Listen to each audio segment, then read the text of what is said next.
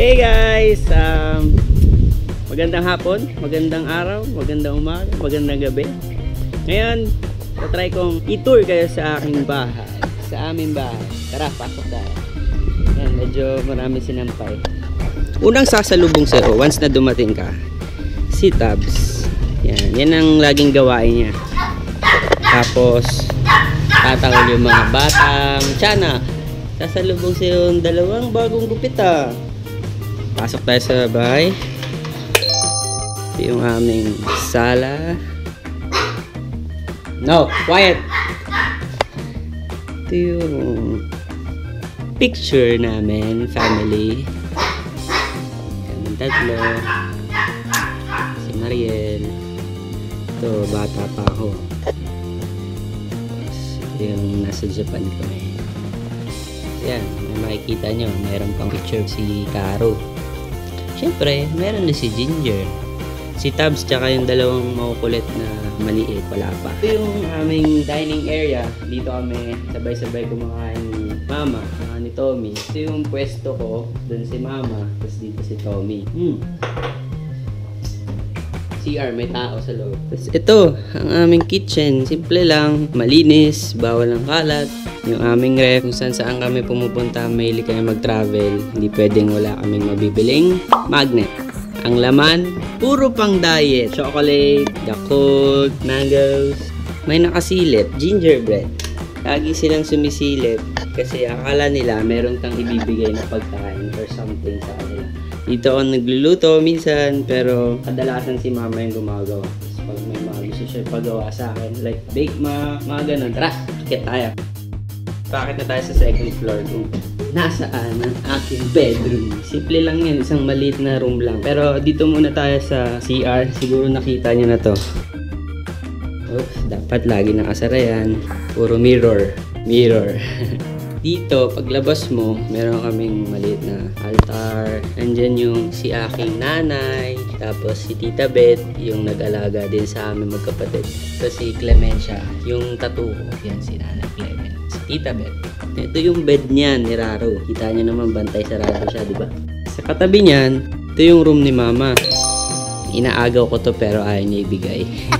Kasi ang mga babae, marami daw gamit. Kami mga lalaki, dapat daw maliit lang yung kwarto. Diyan tayo galing kanina. Maliit na balcony. Tara, ito naman tayo sa kwarto ng kapatid ko, si Tony. Wala siya, pumasok siya, so pwede kong i-raid yung room niya. Tara. Tadaan! Actually, ito yung dati kong room. Medyo mas malaki ito sa room ko talaga. Kaso, pinagbigyan ko na siya kasi marami siyang instrument. Marami siyang gitara, meron pa siyang drum set. Siyempre, pink as usual. Dito meron pa siyang ukulele, may gitara pang mas maliit. Tapos ito, alam ko ano to, maliit na piano. Siya, dito din siya nagre-recording. Yung kapatid ko ang nabiyayaan ng pinaka-talent niya is yung magaling siya kumanta. Tapos yan yung mga instrument niya, nagagamit niya yung lahat. Siyempre, alam mo na, mga babae, maraming gamit. So, yun. Eh lang, simple lang yung bahay namin. Mga towel, di ba? Pag-akit mo yung room ng kapatid ko, tapos yung room ni Mama. Tapos ito yung room ko. Mamaya na tayo dyan. Ito naman yung kwarto ni Ate Jen, / kwarto ni Wiesel. Pag wala ako. Maliit lang. Tapos yung bodega. Marami kasi ang shoes na hindi ginagamit. Dito nakatamba. Tapos, sa room ko naman. Tara, pasok tayo. Guys, pagpasensyahan nyo na yung kwarto ka. As in, maliit lang siya. Para lang siyang malaking balikbayan box. Wiesel, pasok na. Sa likod ng pinto, agad yung sapatos. Tapos, yan. Speakers, picture, mga anik-anik, mga watch, perfume, shades, picture again, one piece, censored, mga underwears. So, ito, maliit lang. Ito lang yung bed ko. Pagpasok mo, kama na agad. Tapos, meron ako ditong mini office. Kusan nyo, kita nyo na. TV, computer, then monitor ng CCTV. Meron yan. Drawers, para sa mga pambahay. Ayun lang. Room tour, ito lang. Maliit na kama. Tapos, walang katabi. Kung wala ka na. Hindi si Raro. Ay, sumisilip na. Papaakyat. Si Raro,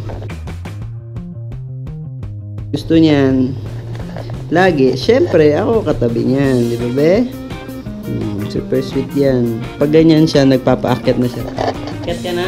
Oo nga. Ngayon, papakita ko sa inyo yung cabinet ko. Unang-unang rule, pag pumasok ka dito sa kwarto ko, number 1, ayoko nang makalat. Number 2, ayoko kung pakikialaman mo yung gamit ko nang walang paalam.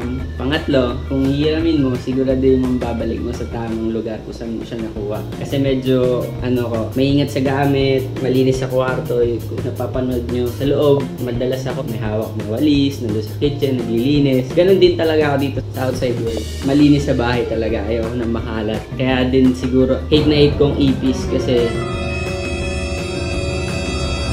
the more na maraming kalat, madumi yung bahay mo, dun sila nagpupunta. Kaya nga, di ba, namamahay sila sa mga kanal. Simula nung naka-encounter nga ako ng ipis, sinerch ko, dapat ganito, bawal yung madumi para hindi sila pupunta sa'yo. So, yun. And si mama, sobrang linis nun sa bahay, kaya din siguro nakuha ko. Lahat kami, kung dalawang magkapit, bawal lalagay yung makalat. Yun yung unang-unang dapat mong gawin pag nandito ka sa bahay namin, or pag bumisita. So, yun. Ito lang masishare ko sa inyo, yung cabinet ko.